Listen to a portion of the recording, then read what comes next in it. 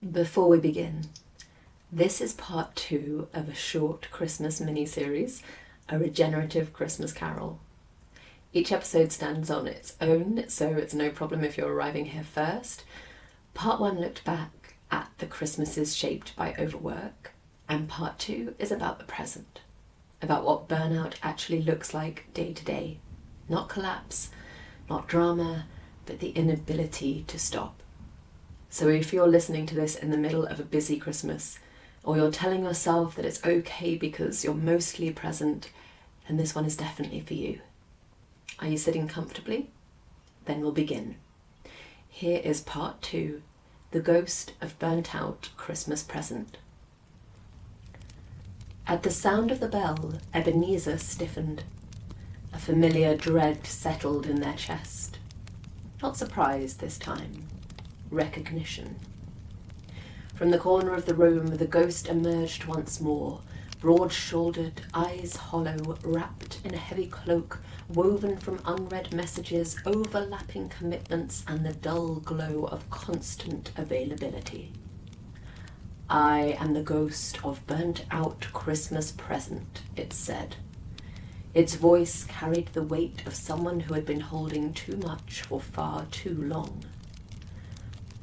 Once more the walls dissolved, and they stood inside a cozy living room dressed for Christmas.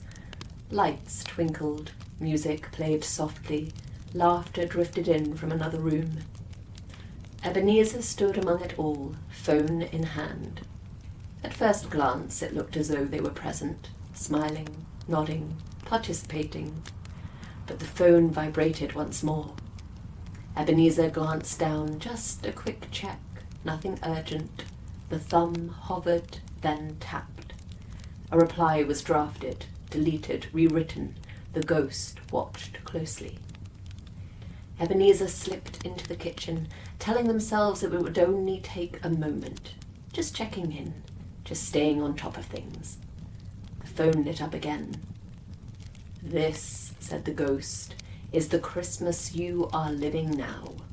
Half in the room, half elsewhere, pulled by a device that never rests." A small child appeared at the kitchen door, holding an ornament, hope bright in their face. Ebenezer smiled, distracted. "In a minute," they said. "I'm just finishing something." The minute never came.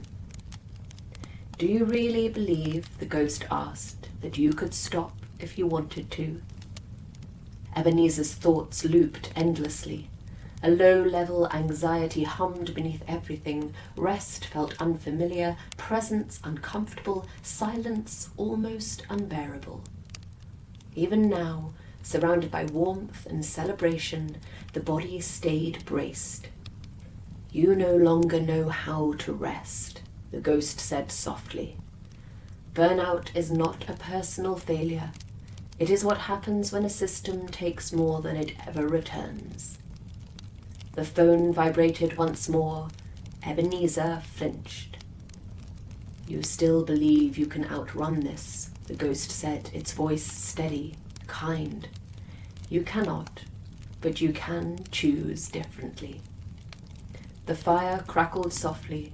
The room exhaled, and like smoke rising from the embers, the ghost was gone.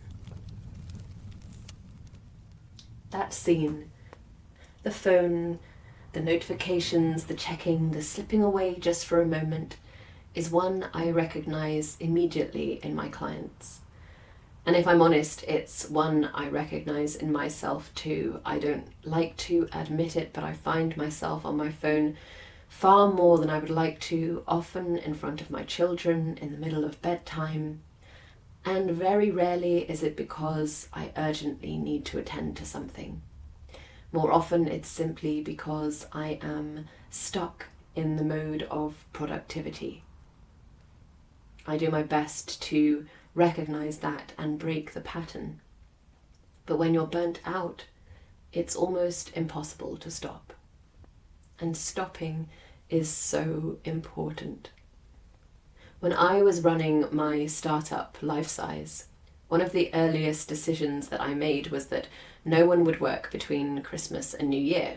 The office was closed, everyone got paid, they didn't need to use leave, and that might sound generous, but honestly it wasn't. It was selfish, because that break was exactly what I needed. I needed to properly switch off, to be with family, to lose track of what day it was, to come back in January with energy instead of resentment. And I wanted my team to experience their version of that too. And from what I hear from clients, that decision is still surprisingly unusual. And that tells us something important. Burnout doesn't usually come from one bad job or just one extreme moment. It comes from a continual pattern of never truly stopping. From staying half available, from being reachable even when you're technically off, from simply forgetting how to rest and feeling uncomfortable when you try. That's why I define regenerative work very simply, as work that actively supports life. Because when work doesn't, the cost will show up eventually in burnout, resentment, and an accumulation of missed experiences. This shift in work is the kind of thing that we explore inside the Meaningful Business Incubator. Not just what work you do, but whether the way you work actually allows you to live. And it's a continual practice. So if you're heading into Christmas already bracing yourself, I just want to leave you with one question. How many more Christmases like this are you willing to trade away? And could this possibly be the very last one? In the next and final episode, we'll meet the ghost of meaningful Christmas future and explore what becomes possible when work is built to support life, not consume it. That episode will be with you on New Year's Eve. So however you celebrate, I wish you a happy Christmas or a happy holiday. And for now, if you can, put the phone down, let your shoulders drop, and be present. I'll see you next week.